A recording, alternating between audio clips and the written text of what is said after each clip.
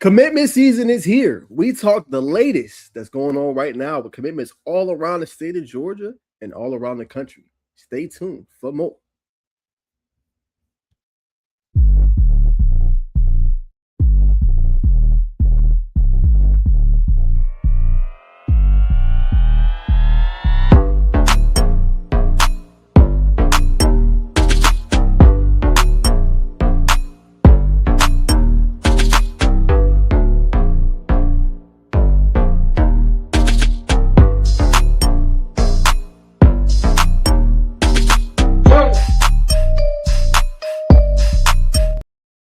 Happy Monday, everybody, and welcome back to the Just Sizzling News podcast. Appreciate everybody tuning in. Make sure you like, comment, subscribe, you hype up the video, man, and you tell a friend, man, we got bills to pay. All right, now usually I have my co-host Arvon Bacon and Bacon Network on the show, but he handling some business, man. So we're gonna see him next week when he come back on the show on Monday. We'll be live back again on Thursday for the Hoops podcast, so we can talk a little bit about that. But as y'all see in the thumbnail, there's a lot of recruiting news going on, and different guys are committing left and right. Guys are finding their next destination and where they're gonna go to school at. Got commitments coming up later on this week as well. It's pretty hectic right now, nonetheless, in recruiting. So we're gonna talk a little about all the latest news, recruiting, what you need to watch for, all that good stuff. So let's go ahead and start it up with the one I went to this morning, and that is obviously Gideon Taywell. All right, he committed to the Georgia Bulldogs. Didn't waste no time. Took the OV, right, y'all, and then he was ready to go essentially and commit right on the spot. Right, so he didn't waste no time. Dream school, very important. He kept talking about the relationship he was building with the defensive ends coach and outside linebacker coach. That was massive, obviously, in his commitment. And we already rolled the tape. We did a tape. We did a film breakdown on him and talked about what makes him special. Right now, for me, I don't think Taywell will play probably the first year. Now, I could be wrong. Some people feel like he's undersized. I feel like 6'3", 225 is good, right? And he has a different level motor, different level tenacity that he comes with, that fits that Georgia motive and why they've been so good, because they're extremely physical and their edges can contain, right? And they go hunt, right? When you look at Gideon Taywell, this is a hunter, right? That you can add to the equation if you're the Bulldogs. Because remember, the last few years, they've struggled with generating pressure.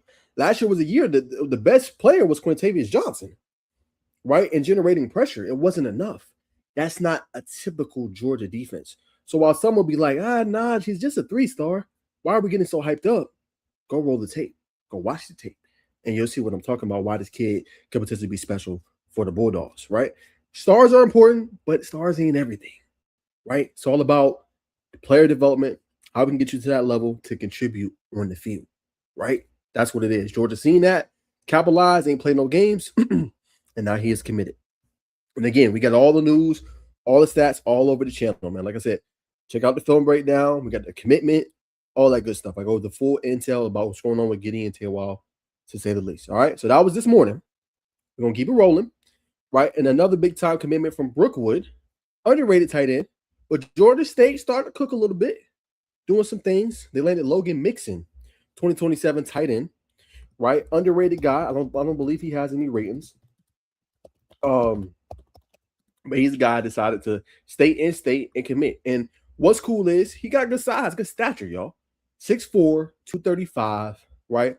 With a whole bunch of potential, right? And there's a lot of eyes on Brookwood. And the reason is it starts with Braden Tyson. Braden Tyson is a 3-star, 4-star running back committed to South Carolina. Then you have Gary Chapman. Remember, he was committed to another school before he obviously flipped his, I think might have been Boston College. I forget the first school he was committed to. But he flipped his commitment and went, obviously, to Auburn. There's a lot of eyes there. So if you Logan Mixon, this is a situation where I believe he's playing it smart. Let me commit now. And if I have a good season, right, going into December, I might get more landmark offers, right? He gives you the feel of a Big Ten tight end, right? Can block, flare out, red zone guy, like can do a whole bunch of different things when you look at Logan Mixon. So we see it all the time. We see it in every cycle. Guy commits to a group of 5. People are like, okay, whatever, Nosh. Then you see this guy have a good season. Before you know it, okay, this Big Ten team's interested. This SEC program's interested. This Big 12 program's interested. And they end up obviously flipping. So it's good for Georgia State. They're trending in the right direction. And they're doing the things they need to do to stand out with these prospects. They just got Quintavious Wiggins from Langston Hughes, right? 4-star prospect. He committed and flipped from Wisconsin late in the cycle. They obviously just landed this one for 2026, and they're in contention from all my Georgia State fans for another stellar player, right? Now, it's interesting when you say, at least when you talk about this player right here, because he's very talented, 4-star, but the thought process on this kid is intriguing, right? And I'm going to make it my duty. I'm going to make it my duty to go out and go see him, right? At some point this year, right? I got to go to the North Clayton game because I don't want to feel like I'm disrespecting this kid, right? And I'm talking about Justin Murphy. Georgia State's also in the running for this guy, right? When going to 247, they have him as an athlete, ATH, for Justin Murphy. Now, some feel like he's one of the better quarterbacks in the nation, right? But it doesn't feel like he gets that same stature, right? And I think for Murphy he's a talented athlete, one of the best athletes you're going to find, right? He took over against Stevenson and went off, for 300-400 yards on the ground. They couldn't stop him, right? That's with KJ Green, who's a 5-star. That's with Sergio Mason, Amari Green, Troy Stiggers. All them boys was good on the defensive line. It's the reason why Stevenson went as far as they went. And he torched them, right? So for me, I think it's a big year for him too, because it's like, I feel like colleges want to see a little bit more, right? And these are the 4. And when you look at these 4, you're going to be like, why would these 4 he would pick? Why would you got a group of 5, Georgia State. You got Rice. Rice is never in contention for top players like this. UCF, pretty, decent program. And then West Virginia. I feel like these 4 have something in common though, right? And the thing they have in common is they're going to allow him to play quarterback. They're going to allow him to do what he needs to do. You know what I'm saying? In order to play the position. So I feel like that's why you see this top 4. And some feel like he's going to go to State. Now, I'm going to be real with you. If Dale McGee pulls this off, you talk about starting to cook in your state. That's what you're beginning to do. Because when you can start landing top-end prospects and keep them home over a Georgia Tech, who probably not even in the recruitment, that starts to say a lot. Because now you're keeping guys in state, in the city, right? Because he's from that College Park area. He's from North Clayton and played high school ball there. That goes a long way for Georgia State. So Georgia State might be on the come up. Some people are feeling down because Dale McGee and not the best season and things like that, but they're starting to stand out and get some of these top guys. Before long, they should be one of those competitive teams. So interesting Final Four. I did an obviously TikTok video on it and gave my thoughts, but this is big for Georgia State, especially if they can pull this off because Murphy is one of those guys. But like I said, before I go and I'm like, Murphy's one of the top quarterbacks. I got to see him play. I've seen the film. I got to see it live, right? Now, I've seen him in camp settings that you can take with a grain of salt. But in uniform, I got to see like, okay. And what I like this year with North Clayton is they gave him more talent. There's more talent around him for him to be successful this year. When they got some receivers, Ricky Washington, right? They got some dynamic playmakers that should be able to help him out more. It ain't got to be the Justin Murphy show. You know what I'm saying? So it's going to be very intriguing to see what happens there. And if they can get him, or if he can take that next step forward. Because if he does, same with Logan Mixon, I think you can see more schools start to call about that. Like, we was a little on the fence, but nah, we really want to bring you in. We see you as a good quarterback. That can easily happen for Murphy, right? But it all depends on the season he has this upcoming year. It's going to be very vital and very important for him. Okay? So that's Justin Murphy. That's his, obviously, Final Four, right? And then next, we got to talk about an underrated quarterback. Just announced his commitment. And a player that it's interesting. I don't think he always gets the love that he deserves, right? Plays for Central Carrollton. They've been a very competitive team out there, and they've had top-end prospect, Joe Niles Walton, who's going to Notre Dame. Josh says Walton, who's a 2028 running back for them, who's his brother. They produce talent. They have guys out there. But I think a lot of the mark is for JR is he's not the biggest guy, right? But you can't tell me this kid's not a gamer, right? You can't tell me this kid don't put up numbers against some of the elite teams and elite opponents, right? And he does what he's supposed to do. Last year, 2,771 passing yards. He had 39 touchdowns last year, but just 4 interceptions. Getting it done. right? Coached against Cambridge, 307 passing yards and 3 touchdowns, right? He takes care of the football, right? He can improvise and make plays off the run. But I think this is just a thing that comes down to size. Now, for JR, this is good because you can play with a chip on your shoulder, right? You can use this as your motivation. You can use this as a piece to help you get better, right? Not saying he's not good. I think he's good, but hey, okay, let me go to West Georgia.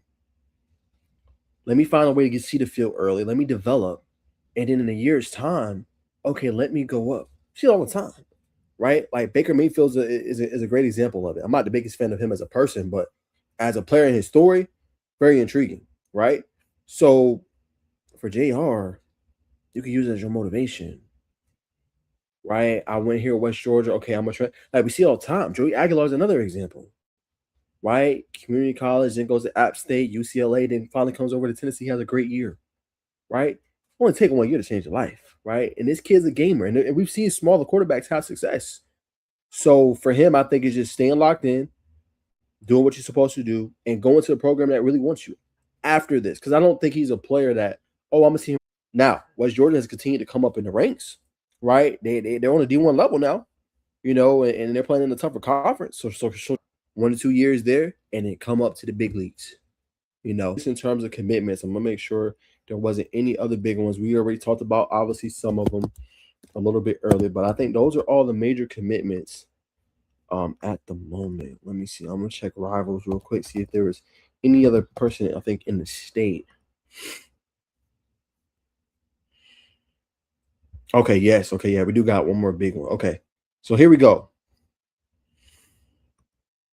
This is a big one right here. Okay, so this is J.J. Brown, offensive tackle. Very interesting story. I'm not gonna say the reporter's name, but he really put him out there. And it's interesting, like he kind of started to get put on the scene when he was at a Georgia Tech 7-on-7, JJ was, and he was just making plays. Big guy. He was playing like tight end, bro. But just you could see the athleticism. You could see a guy that was tough to stop, was tough to, what I'm saying, put in front of, right? So now you imagine that going to Clemson and a 4-star prospect that can move, gigantic. It could do a whole bunch of different things. And now you're looking at, if you're Clemson, you got somebody you can develop, what I'm saying, for years to come. And a guy that could be a staple on your offensive line, right?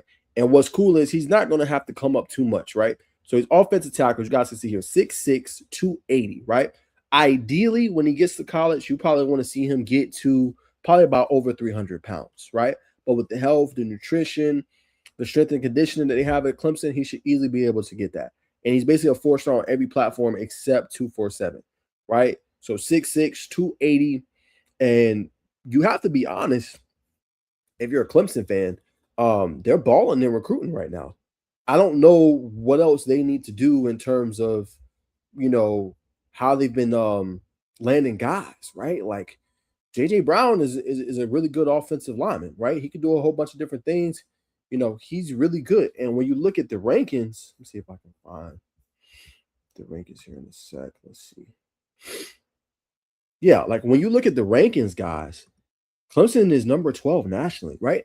And the reason I bring that up with J.J. Brown and Clemson is everybody said Clemson is done, Dabo is done, but they got the number 2 class in ACC, nearly 91 overall, right? And they've been getting guys left and right. We talked about Gary Walker a few weeks ago. Obviously, they got him. Talk about J.J. Brown today. They recently just got Jamarian Sims from Amos Gabi, Tallahassee. You know what I'm saying? He's the highest rated person, for Clemson via rivals. Bryce Kish from Howell, Michigan, right? Desmond Malpress from Atlantic Coast in Jacksonville, where we talked about Walker. Kareem Hughley's been committed for a long time. That's the quarterback from Gainesville. Talked about him. J.J. Brown today. Carter Jones, really, really good offensive lineman from Virginia.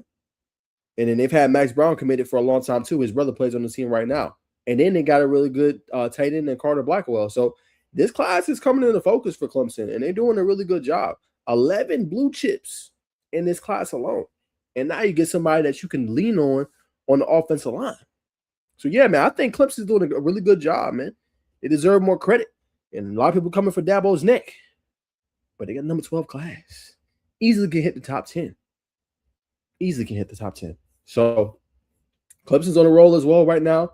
Georgia's starting to roll in with players and land prospects. And I think J.J. Brown is going to be a great addition to this team. And I think, you know what I'm saying, I think he made a great choice, humbly. I really do. And I think he's going to be next level player for them, you know. And Clemson already has 3 commits for the day. Like we look at it, they got a Georgia legacy and Nick Pollock. You know, he's decided to commit to Clemson over, I believe, Georgia. He's the son of David Pollock. Luke Sterovich, you know, he committed to Clemson today as well. They also got Edge Desmond Malpress. So them boys got 4 commitments today. Clemson is hooping, as I said. So yeah, man, gonna have to put some respect on them Tigers' name because they doing good. But let's get to the nitty gritty. Hold on, let me see if anybody I know. Oh, okay, he committed today. I kind of seen that coming though. All right, let me share the tab. This was announced about an hour ago. So it's Jeremiah Proctor, and this is going to be a great segue to the next part of who they just got out of the transfer portal. Jeremiah Proctor commits to Pittsburgh, right?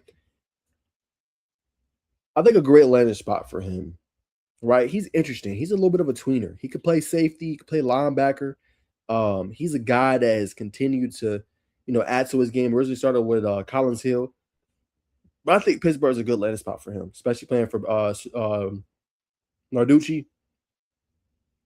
I think he could be one of those players that's, if he can grow and develop, he should be a guy that for years should be a staple in that defense. And they can develop linebacker. You look at Kyle Lewis, you look at Rasheem Biles, who's now on Texas. Like they can develop guys and they can take them to another level. So I really think this is a great choice and a pickup for him. And I think he has a bright future ahead. And it's going to be interesting. But let's talk about the teammate he's going to be pairing with. We had some transfer portal news. Obviously, you guys know this is a high school show. So we had some transfer portal news today. And some of them I reacted to. And we're going to talk about it. Oh, did he delete the post? Man, I don't know what be going on with QB Marcus when he reports. I was just about to, let me see. Hold on, y'all.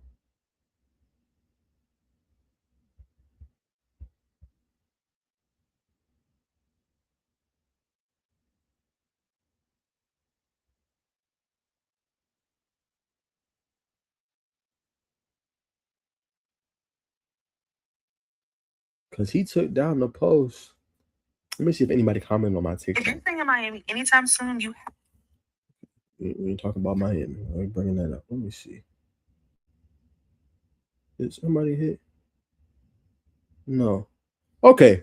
Well, the big news, y'all. I don't know how whatchamacallit it is, but the big news was Jalil Goley. And QB Marcus had broke. Basically, he had transferred to Gainesville. Right now, I don't know. He's taking the post down. For those that don't think I'm telling the truth, I did a TikTok video on it. That's it right there, as y'all can see. So I don't know what happened there. You know what I'm saying, in terms of that. If that's still true, go look into it. Not too sure. He broke it. I just reacted to it, right? But very interesting to see him take it down. But we'll talk about another big transfer. And I talked about this on my channel. Shout out to y'all. So Cameron Hurst, he transferred from Buford to Grayson, right? And Coach Julian says, why isn't every receiver at Buford leaving? OC doesn't throw the ball, right? So obviously he said that. I think for Hurst, it's a great move. You're a 2028 athlete / receiver. Grayson needs receivers. All they have is Laquan Jackson, who's about 6'3", right? If you look at Cameron Hurst, he's about a good 6'2", 180 plus pounds, could do a whole bunch of different things. I think he's a guy that's going to fit what they need, right? We know the strength of the Grayson Rams is going to be the defensive back room, right? We know that is what's going to take them over the edge. Good defensive line as well, right? The place they're lacking is receiver, right? They're going to be able to run the ball with Ashton Turner. Deuce Smith is really good. And I know they had some injuries during the spring, but the receiver part gives me a little pause of cause. So if you Hurst, you got a whole 2 years that you can go to Grayson, develop, do what you need to do, and become a guy. And I think that's a great fit for him in what he wants to do, moving forward, because they're going to need receivers every year. Say what you want, Grayson always has some pretty decent receivers. I ain't gonna say all of them are D1 or all that stuff, but they always have some good receivers. So it's going to be different this year because they're young, right? 2029 is Jackson, right? Hurst is 2028. There ain't a lot of like seniors on this team. You know what I'm saying? So it's going to be crucial for Hurst to develop, because I think if he does, he potentially probably has a spot, right? And it might not be the last move we see. It really might not be, because they got to get the pieces ready to develop and ready to go. So I think it's a great move, man. Buford's young too. I don't know about a lot of their receivers. DJ Hunter's obviously a quarterback, formerly committed to Kentucky. But to me, I think it's a good move because Grayson's going to need more receivers. They really is. You know what I'm saying? So that is the latest there. That's my thoughts there. I don't know what happened to the post. Guess QB Marcus took it down. But Jalil goalies to Gainesville would have been very, very interesting. But we're going to leave that alone. We're going to continue to roll. And what we're going to talk about now, y'all, is we got to talk about Brody Campbell. All right. So when we talk about Brody is officially going to announce his commitment. Now, what's interesting about this, and I might do a separate video for Georgia Tech, is he just took the OV there, right? Took his OV this past weekend to Georgia Tech, right? Now, I'm going to also pull up his 247, right? And the reason I'm pulling up his 247 because he was supposed to have other OVs, right? So it's interesting, right? And it's still a little uncertainty here on Campbell, right? Still trying to decide what he's going to end up doing, right? There is one prediction. We'll see what happens.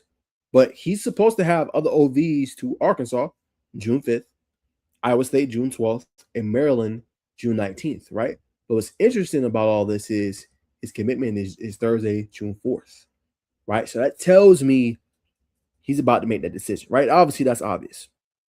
But that tells me he's probably going to be leaning towards one particular school of these four, right? Because if you're not going to take the other OVs, your mind is pretty much made up to me of what you're going to do. Now, I want to talk about the importance this is for Georgia Tech, who's in this top four for Brody Campbell, right? You got to get this commitment, right? Tech is struggling a little bit. Only got 3. Just had a big OV weekend. Usually with Tech, we see commitments, especially after the first OV weekend. I ain't gonna say it's a whole bunch, but we usually see about 1 or 2, maybe 3. It's been quiet. You haven't heard or seen too much, right? And the reason you got to get this commitment is because Brody's going to help you recruit other players, right? He's one of those, like he can really ingratiate himself with other people and bring them in there, right? So you need him because he's going to help you recruit and get this class where you want it to go. Now, Georgia Tech got several guys they're trending for, you know what I'm saying? A couple blue chippers, but Brody's going to help reel that in, right? Receivers, you want to bring them in. Brody's one of those ones he could bring, come play with me, right? And I ain't saying Brody going to play year 1, but we know how college football is. It changes, right? Look at last year. Last year you had Haynes King. Eric Fowler was the heir apparent. He left. Followed Buster Faulkner. He went to Florida. No more Haynes King. You're down 2 quarterbacks. You literally had to go get one from the portal. And Alberto Mendoza, right? And you had 3 more on the roster. It's a part of the game, right? It's the same thing. When Brody, we don't know what quarterback's going to look like next year. Somebody's going to probably have to transfer out. That's one less quarterback, one more open spot for Brody. It's going to be interesting, right? And I ain't saying he's going to Tech, but Tech needs this commitment, and they need it bad, right? Because for me, with Tech, you got to surround yourself with the talent, right? And when you look at the incoming freshmen, I definitely want to go get Marquise Fennell with what he can do with the ball in his hands, right? You imagine Brody throwing him the ball, whoever may be throwing him the ball. It fits everything you want and you need, right? That's number 1. Number 2, JB. I keep seeing it. I've even said it to some of their player personnel. Oh, we know about JB. Yeah, y'all should go get him. That is a must-have. JB is special. And what I like is, he going to talk it. You're not going to run over him. So you're going to allow him to go to – I know Florida State's not far from town, but you're going to allow him to go to Florida State.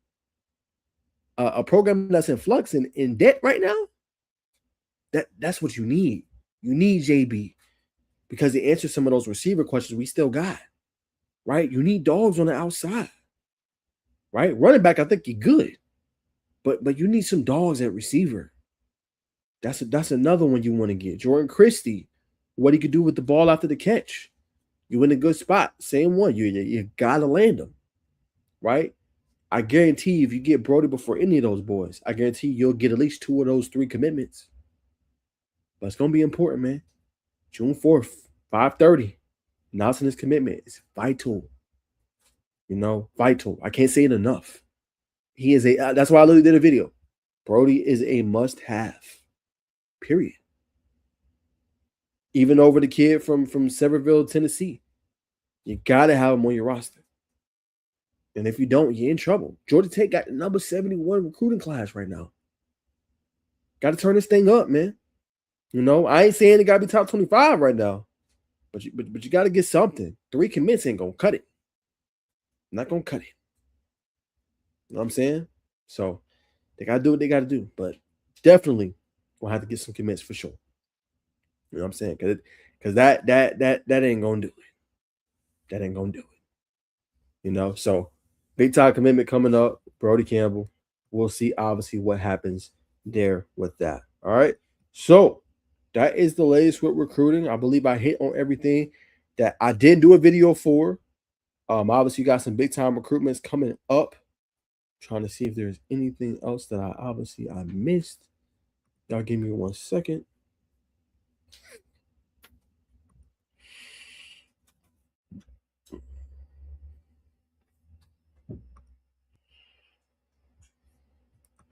Let me refresh real quick to see if there is any.